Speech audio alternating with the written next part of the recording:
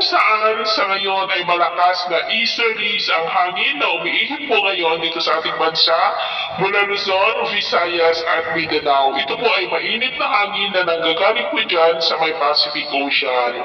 Habang yung LPA nating minomonitor sa labas ng ating area of responsibility ay tuluyan na po na nalusaw. Yung El Nino naman ay posibleng matapos na hanggang po sa susunod na buwan at mapapadalas na rin ang mga localized thunderstorm na mararanasan sa ilang bahagi ng ating bansa, lalo na po yan sa dakong hapon. At maging handa rin po tayo dahil posible ang 13 hanggang 16 na bagyo na maaaring papasok sa ating area of responsibility hanggang po sa matapos ang taon na ito. At ito ang pinapakita ng forecast model natin pong ginagamit hanggang po sa susunod na 2 linggo. At sa lagay ng ating panahon ngayong madaling araw ay maayos ang panahon sa malaking bahagi ng ating bansa, pero may kansa pa rin ng mga isolated rains dyan po sa ilang bahagi ng Santa Ana, Cagayan, Palanan, Paconacon, Aurora, Quezon at dyan po sa may southern part ng Batangas.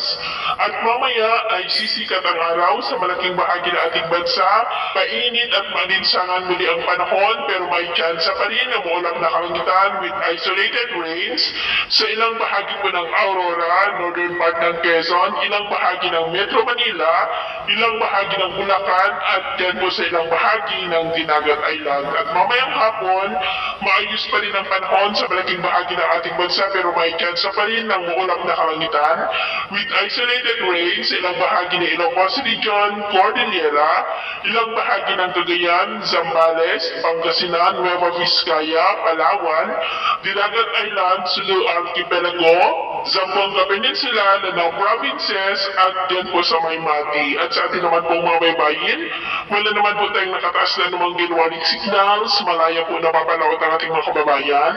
lalo na po mga mangingisda na gumagamit ng maliliit na bangka, pero iba yung mag-iingat lamang po kung papalaot tayo para mas